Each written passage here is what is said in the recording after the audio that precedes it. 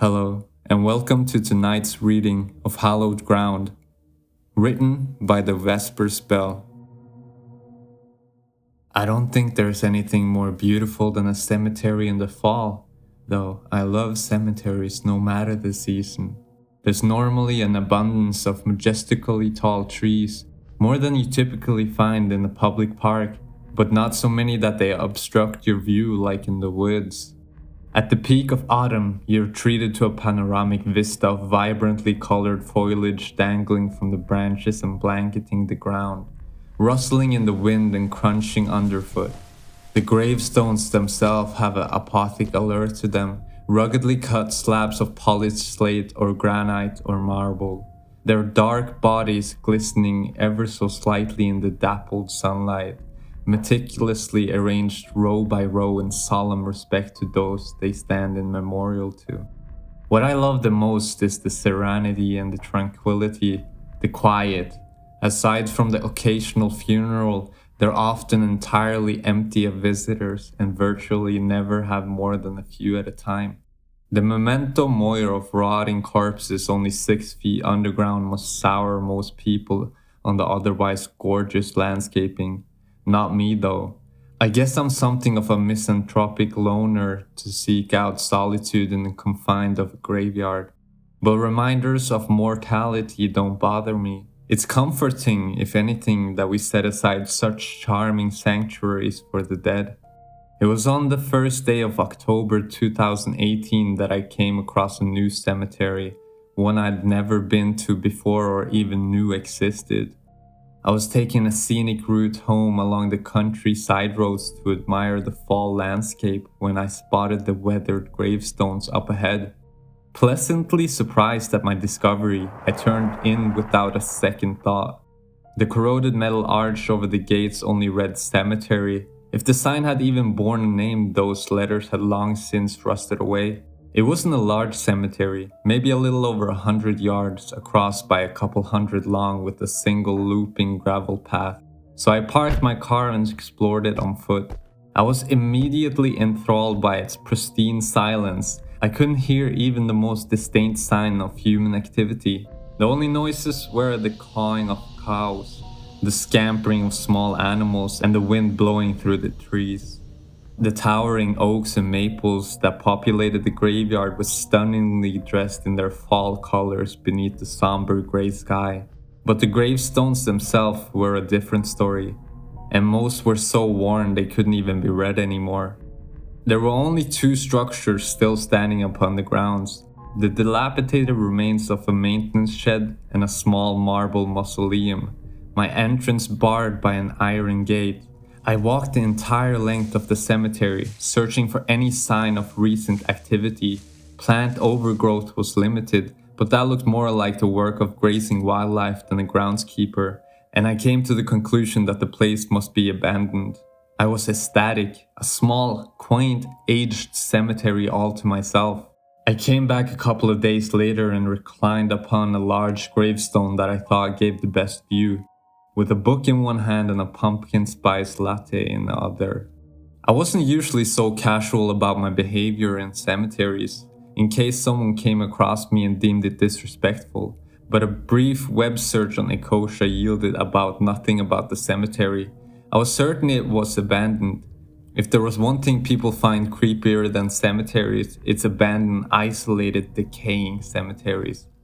I was quite confident that I wouldn't be bothered, and that the long-forgotten person beneath me would be grateful for any attention at all after such prolonged neglect. Once I had finished my drink and a couple of chapters of my book, I decided to get up and stretch my legs a bit. I nearly screamed out loud when I saw a man in a long black coat and a wide-brimmed hat standing over a grave near the cemetery exit. In a more ordinary cemetery, his presence wouldn't have been much cause of concern. But I was so utterly convinced that this place had been abandoned for ages that it seemed next to impossible that it was just paying his respects. My mind immediately assumed the worst, that he had seen me come in here and hoped to take advantage of my isolated state. If I were to scream at the top of my lungs out here, would anyone else even hear it? I dropped back down behind the gravestone, waiting to see what he would do. He continued standing over the same grave, barely moving and giving no indication that he knew I was there. I pulled out my phone in the hopes of calling someone to pick me up, only to see that I had no reception. Not entirely unexpected given the rural area I was in, but I still cursed my luck. 20 minutes to half an hour went by with no change, and I realized it was going to get dark soon. I decided it was better to walk past this guy in daylight than to risk being trapped with him in a graveyard at night. And it wasn't like I was completely defenseless either, being a woman with penchant for wandering by herself in lonely areas. I had made it a habit to carry a small can of mace on my person, and I had taken some basic self-defense classes. Gathering my things with my mace concealed in the palm of my hands, I set off towards the exit, following the route that kept me the furthest from the stranger. I kept my gait steady, my breath soft and level, and my gaze ever flicking back and forth between my car and the dark figure. At the sound of my footfalls drawing near, he listlessly lifted his head, gave a perfunctory nod, and, to my great relief, let me pass without incident. A few days went by before I went back to the cemetery. My encounter with the stranger had left me a bit spooked, but since he'd done nothing to actually threaten me, maybe his presence there had been innocent after all. All I knew was the spot was far too beautiful and secluded to give up without a more tangible threat to my safety. I went out for another leisurely country drive that eventually took me back to the cemetery, and as soon as I pulled into the entrance, there he was again. Or possibly, there he was still, since he was standing over the exact same grave with his back to me. Part of me wanted to back up and get the hell out of there, but at that point, I honestly was more curious than scared. If he had intended to do me harm, he could have done it the first time we were in the cemetery together.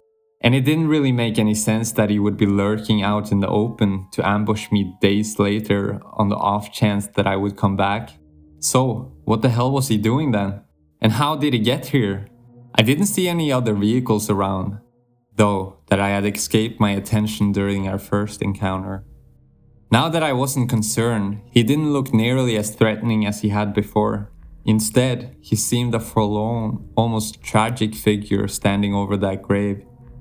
My curiosity was piqued, and I was resolved to not give up this cemetery, so I decided to speak with him, shooting off a text to an acquaintance as a minimal precaution, which didn't send immediately thanks to the poor reception.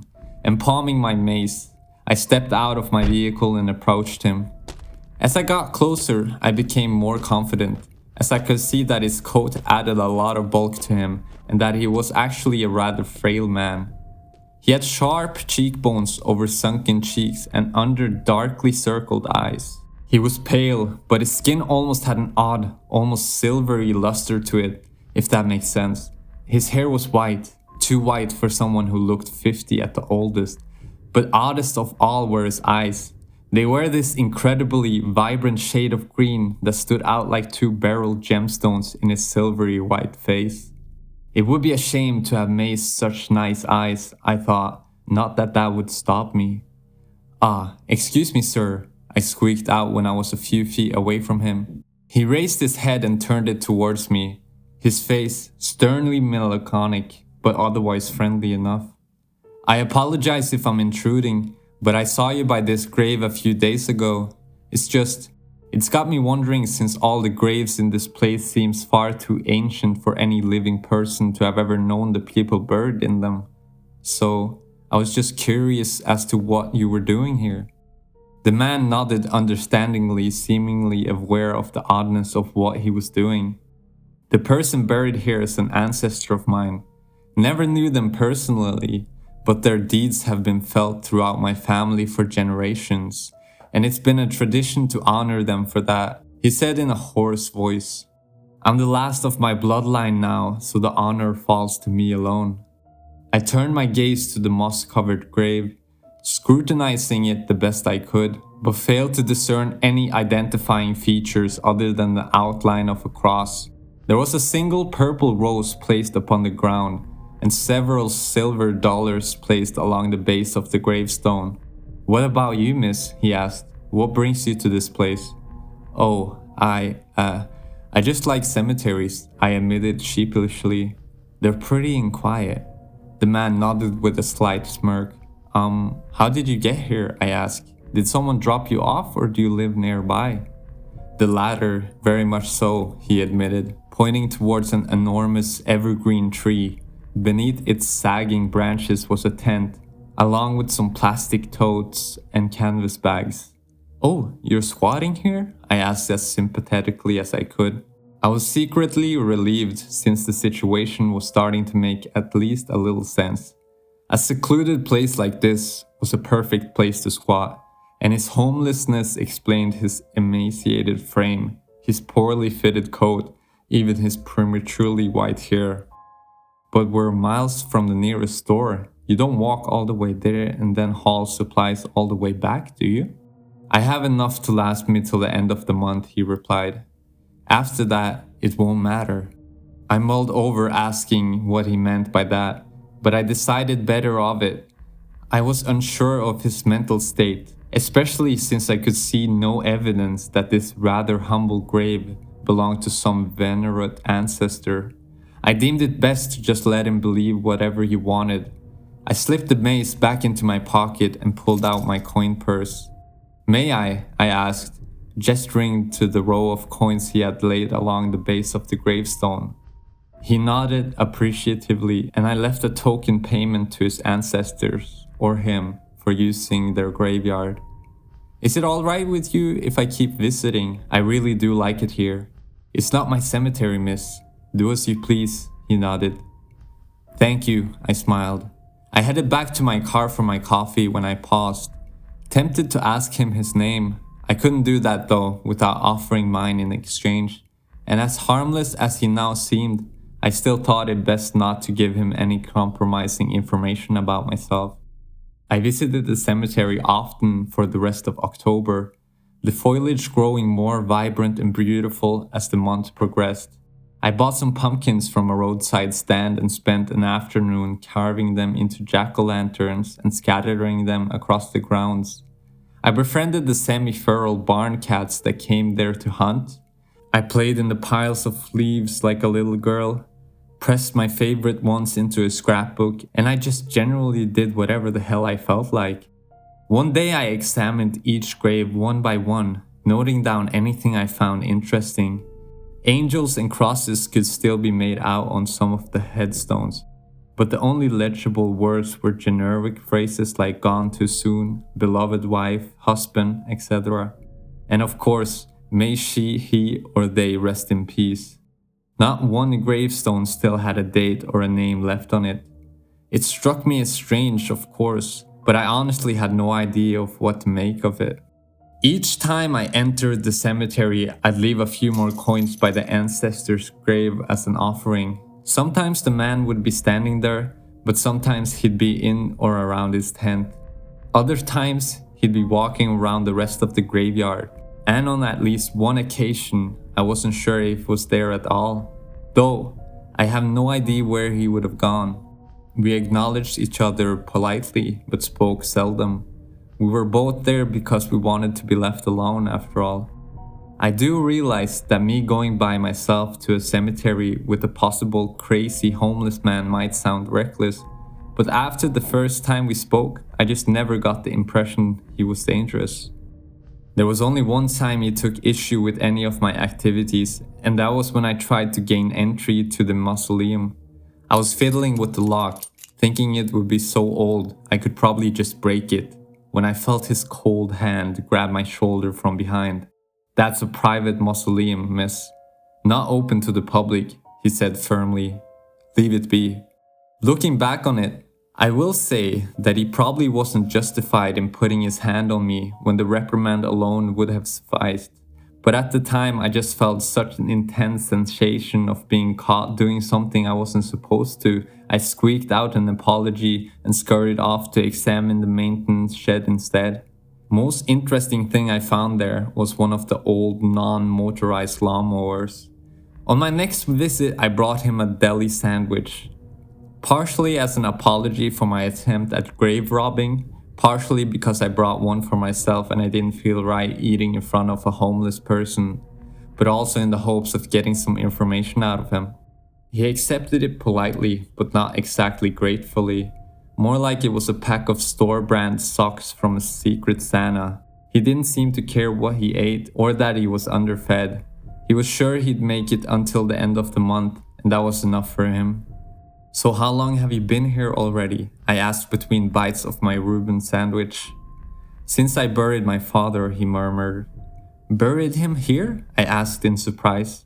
"Wasn't enough left for a proper burial, but this was a consecrated ground, so it was good enough," he said with a distant nod. "I'm sure you did the best you could," I assured him.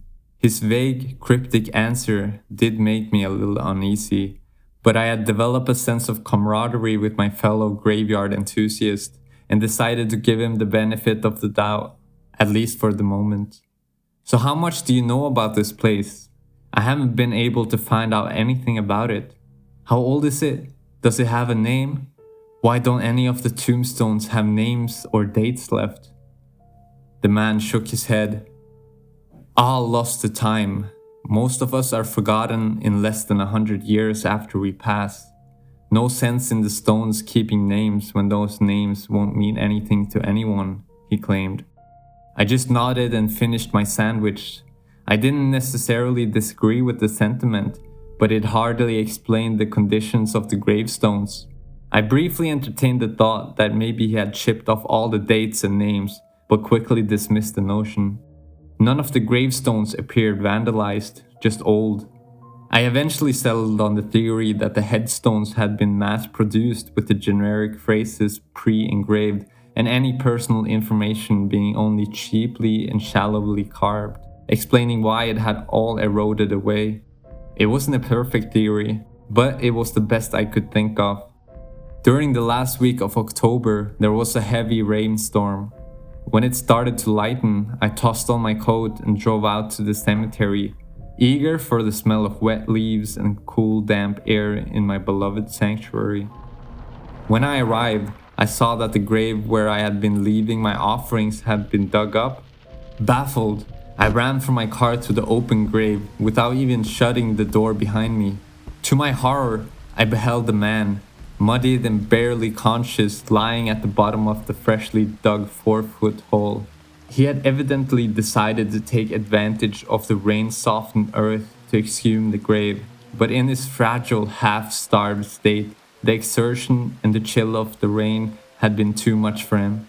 Without hesitation, I jumped into the grave, grabbing him from under the armpit and hoisted him up. "What the hell were you thinking?" I deemed as I slung his body up onto the ground. I had to know for sure," he mumbled. That was the only lucid sentence I got out of him for a while. I dragged him back to his tent, cleaned him up, put him in a blanket and got some water into him. As he recuperated, I started thinking about what exactly my obligations were. I had known that he probably wasn't mentally well, but I also thought he was harmless. Just a creepy loner who liked hanging out in graveyards, like me. But clearly, whatever delusions he clung to had just caused him to nearly kill himself.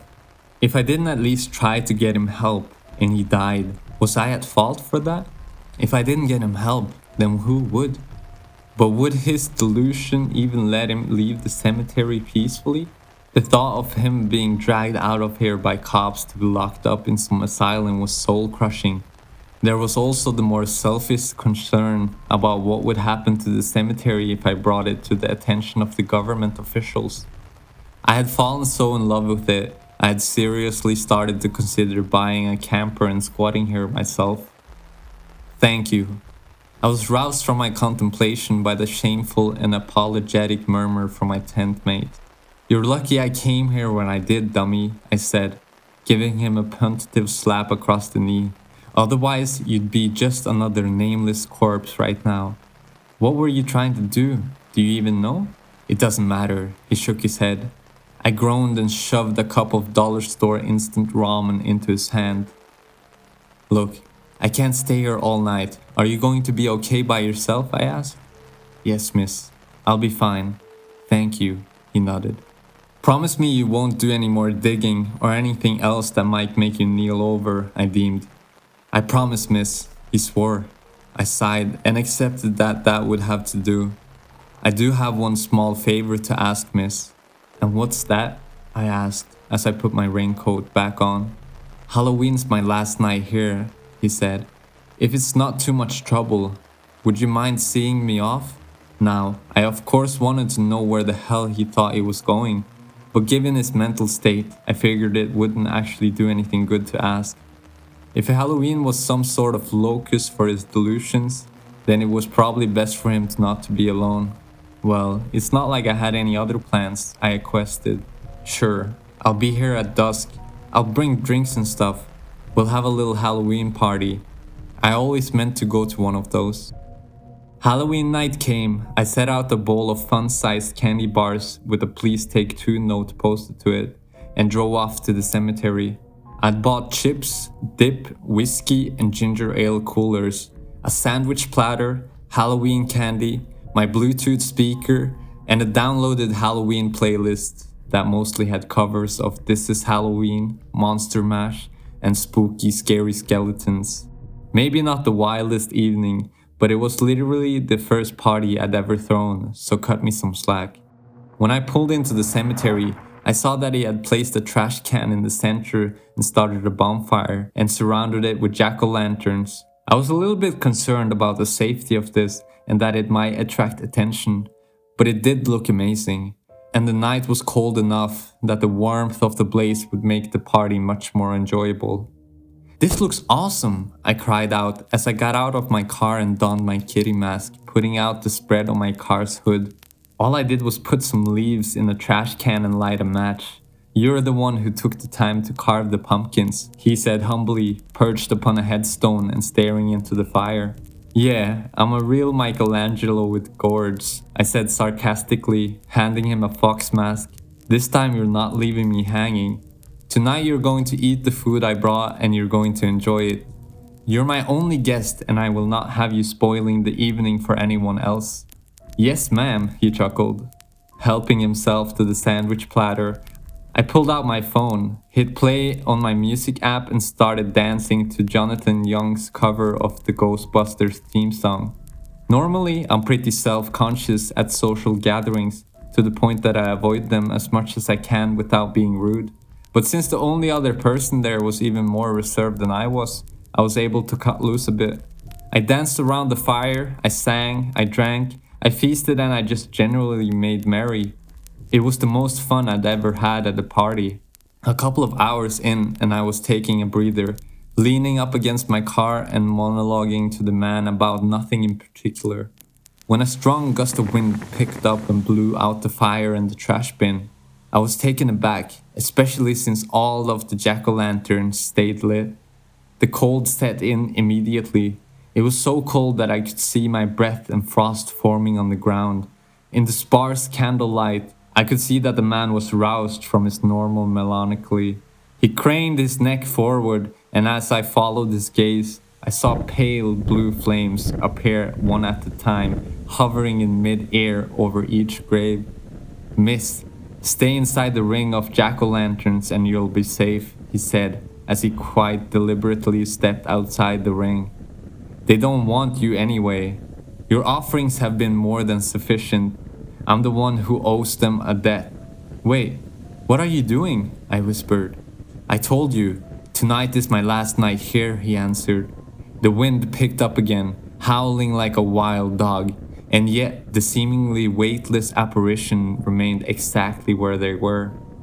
What are those things? I asked, spinning around frantically at the surreal siege of fool's fire. Will-o'-the-wisp, he said solemnly. Spirits who have been dead so long, they no longer remember their human lives and thus cannot summon human form. They appear here every All Hallows Eve when the veil between the elder world and ours is weakest. You've seen these things before? I asked, bewildered at both the supernatural spectacle and his mundane reaction to it. So they're not dangerous? No, they are, but the jack-o'-lanterns are effective wards against them, he assured me. The wisp started to move now. very gently and heedless of the wind, slowly bobbing towards me and the man. Well then, get in here then. What are you doing? He hung his head and let out a long sigh of resignation. I broke my promise to you, he confessed. I finished digging up my ancestor, though I paced myself a little more this time. It was exactly what I was told it was, an immaculate corpse, incorruptible, perfectly preserved after lying in the earth for centuries. But despite its perfect condition, I can't tell you a damn thing about it, not even if I was a man or a woman. That was part of the deal they made with the elder things so long ago. They traded their identity to ensure the prosperity of our family. Burying their corpses here made the cemetery hallowed to the elder things. It's why there are no names on the graves anymore. The wisp stole them, desperate for any semblance of humanity. It's why this place is so hard for people to perceive, let alone remember. Listen to me, you're not thinking clearly. Those things are just oxidizing gases from the graves, I choked out, not believing it myself. Let's just get in my car and leave, and you'll see, we'll be fine. Do not leave that ring until they're gone, he ordered, the wisp slowly but steadily drawing nearer. I have to do this. Part of my ancestors' deal with the elder things was that each of their direct descendants would sacrifice themselves as well eventually. And every one of us who broke that pact brought ever increasing misfortune upon us until there was just me. Thank you. I thought this place would be forgotten after I was gone. I don't know why you can see and remember it, but so long as you do, the wisp won't be able to steal its identity completely. So long as you remember me, they won't be able to steal mine. And you did make my last month just a little bit more pleasant. Thank you. The wisp were all around him now, spinning in a languid vortex, nipping at him gently as if testing his mettle. His breath hung thick in the air. Frost began condensating on his skin and clothes, and he shivered like it was 50 degrees below zero. He reached into his pocket and pulled out a keyring. The cemetery may not be mine, but the mausoleum is, he said, throwing the keys into the ring of jack-o'-lanterns. It's yours now, and everything inside it. Before I could ask anything more, the wisp engulfed him en masse. He was smothered in the cold blue flames, but he didn't burn. Instead, each wisp seemed to take a bit out of him, each piece turning to a dark, fluid vapor within their flames, greedily devouring him without even leaving a skeleton behind. I, shamefully, was not a hero that night. I screamed and I cried at the sight of him being eaten alive, weeping and cowering as the wisp circled my protective ring. All I could do was to pray that the jack-o'-lanterns wouldn't burn out. Since that night, I've often wondered if I should be mad at him for inviting me to watch him die like this. If he had told me ahead of time, I never would have believed him, and I would have insisted on being there anyway to make sure he didn't harm himself, even afterwards. I wouldn't have believed it if I hadn't witnessed it myself. I never would have known what happened to him otherwise, and I'm glad that he didn't have to die alone. So I think it's better this way. It's hard to stay mad at the dead anyway. Once I knew exactly how special the cemetery really was, I followed through on my plans to live here. I gave my landlord my 1 month's notice, bought a camper and some solar panels, and set myself up near the woods in the back. I placed a proper front near the entrance where I throw my spare change, in the hopes of placating any elder things that might be watching. I brought a couple of people out there just to test what the man told me. And all that they can remember is that I have some trailer out in the middle of nowhere that they can never find without me. They can't even remember it's a cemetery. I spend most of my free time here now. Despite what happened and what this place is, I still love it. And I decided it was best not to take what I found in the mausoleum out of the cemetery. It was filled with tomatoes, grimoires, honest to good spell books full of occult knowledge, presumably accumulated by the man's ancestors. I've been studying them too. I've been something of a hedge witch, you could say, and I know exactly what my first grand working is going to be. I don't think it's fair that the man had given himself to the wisp because of a deal his ancestors made. I don't believe in the sins of the father or anything like that. I know I didn't know him that long or that well. I still don't even know his name. But by my standards, at least, what we shared was fairly intimate. He was my friend, and I want to do more than just remember him. I plan to take his spirit back from the wisps and make him my familiar. That's why for Halloween 2019, I'll be throwing another party. This time, one wicked enough to wake the dead.